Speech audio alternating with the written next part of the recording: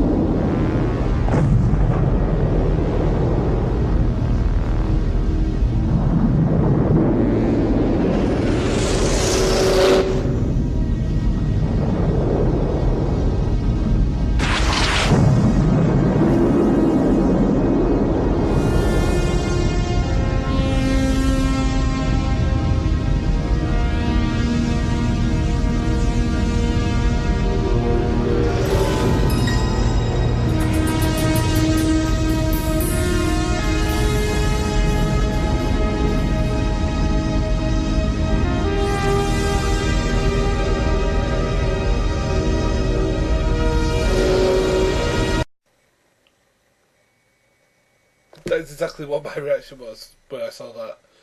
Because this is where I realised that film was art. Was an art medium. Because this is with 180 degrees different from what I'd seen beforehand um,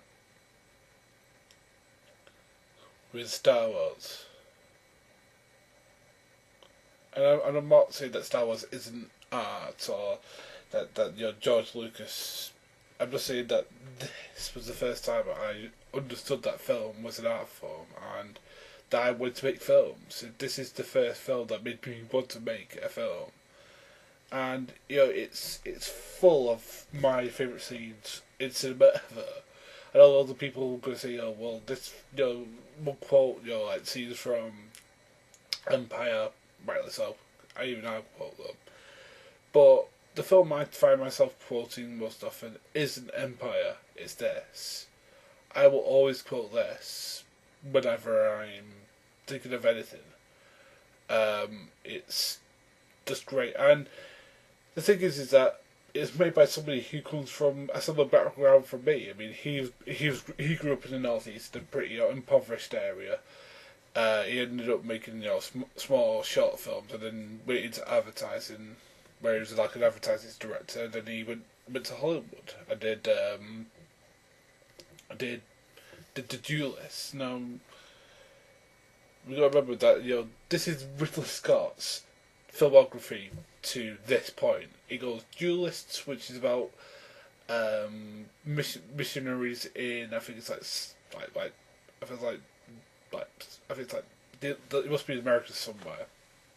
Then he goes Alien, which I still put as one of my scary films of all time. Then he goes this. The man back in the 80s was unbeatable. I mean, seriously. I mean, with this legend and then other stuff he did in the 80s, I mean, blimey, that's a big hit record. And what I like most about this film is that every single character is a three-dimensional character. Every single one is introduced. You understand their positives, their negatives. You understand that the bad guys aren't necessarily bad guys out of, you know, they're out of the bad guys because basically they want more life. They want to live a life that a human does, and that's what I love about this film. That the bad guys aren't mustache twirling, I will put your girlfriend on a train tracks and mow her down with a big massive train. No, it doesn't work that way. It's it the bad guys Rutger Hauer. I mean, and Rutger Hauer,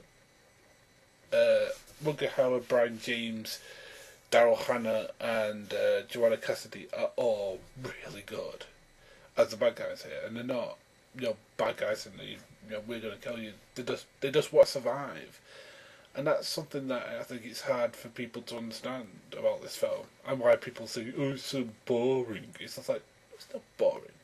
It's about what makes us human. What is it that drives us? What is it that drives us? To have more life. To your self-preservation. Is it like some sort of internal thing? Is it something that's put in there with our creator? And the Nexus 6 are more human than human, and it's just one of those things where you're thinking, is now the creation more human than the creator? And it's just one of those existential questions that I love about this film. It is just perfect in that sense, that the bad guys are set up in such a way that you don't dislike them. You actually want them to succeed to some extent, but you still understand that they're still nefarious people. And then you have the great Harrison Ford doing probably his best role, and I'm going to say that now, it is his best role as Deckard. I know people will say Indiana Jones all the way. I'm going to say one word to you: fridge, nuclear explosion. Those are the words I'm going to say to you. He doesn't do any of that here. Here he's like, he's up there with Bogart. He's up there with he's up there with the hard-boiled detectives of history. Bogart. I'd even say Spencer Tracy from Black Rock. It's probably better than that, but I mean, if you ever want a hard-boiled, like a Sad Spade type or something like that it's in the future, it's basically Deckard. He's the sort of person he's down on his luck. He's a hard drinker. He's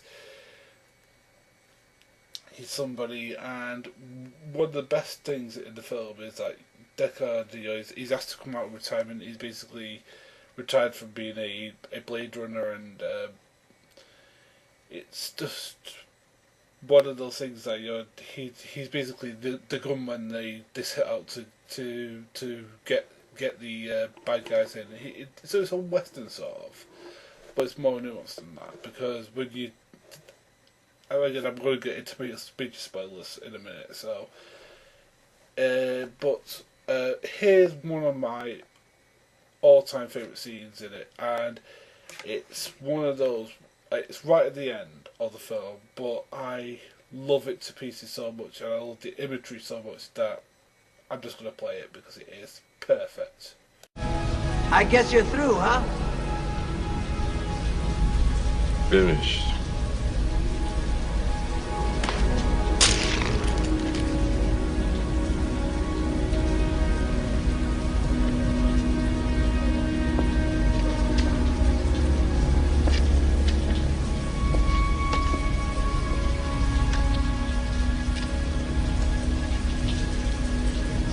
It's too bad she won't live.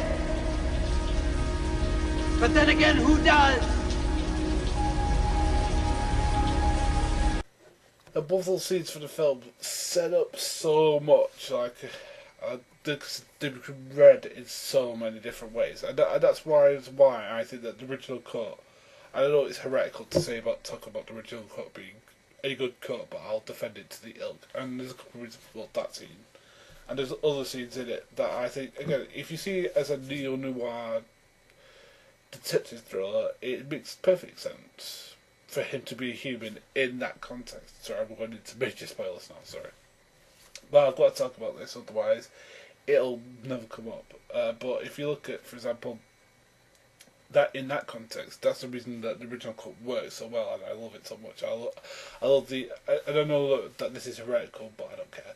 I love the neo noir sort of Sans Speed, monologue, there's a Blade Runner, and stuff like that. And because when I was 8 year old, it was good to hear that stuff because I hadn't heard of that. I hadn't heard of like stuff like Sound Spade at that age. I have now, but again, that's the reason I like it so much. And I don't understand why people don't like it. It's like going, I don't like it when my Neo Noir detective doesn't speak in monologues. It's just like, why?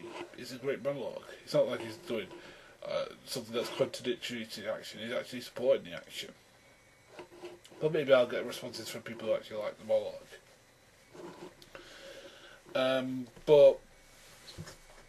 But that's what I like about original. But the director's cuts, all you get is it's a whole thing about the unicorn. Now, if you've never seen the film, you're not going to know what I'm talking about with the unicorn. But there's parts where Deckard's dreaming, and all he sees is this unicorn like going in the field, and like the unicorn, and then like at the end, right, he goes back to his friend. He feels like Gaffer's there, and he picks up this origami unicorn because Gaff makes basically does origami all through the film of different things. He picks it up and it's a unicorn. Now, that signifies that he's a replicant, and in the director's cut, he's always a replicant. Now, personally, I don't think it ties up with the rest of the action, personally, because replicants are supposed to be strong and he's not. He's pretty weak. I mean, the fact that he's lifted up off the ground by Rutger Hauer and stuff like that, and well, not by Rutger Hauer, by Roy Batty and and stuff like that. He's nearly killed by Brian Josie's character, and it's. But yeah, it's like that. But one of the main things is there's this beautiful speech which I think is transcendent. I know this is going to be preaching Christianity, but I don't care. But I think it is transcendent of world experiences, and the reason I love Blade Runner so much is this one scene, this one monologue done by Rutger Hauer, and it's not done in a hand way, it's done in a perfect way. And I'm going to leave with this before I sum up, because otherwise I'm going to go on all night, and I really don't want to do that.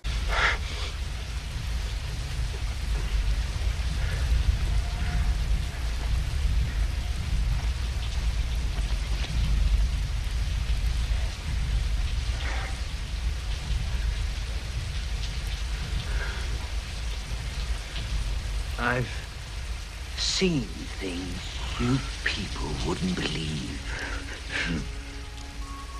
Attack ships on fire off the shoulder of Orion. I watched sea beams glitter in the dark near the 10-house gate.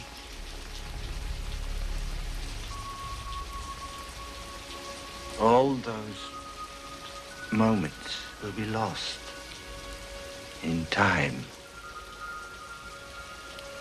like tears in rain. Time to die.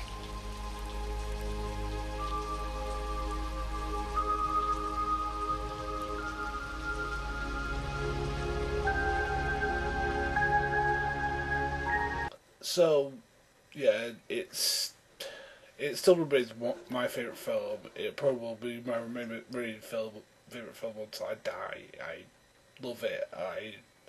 Every time it's on, I will watch it. I have every copy of the damn thing. I have Vangelis's soundtrack somewhere around here.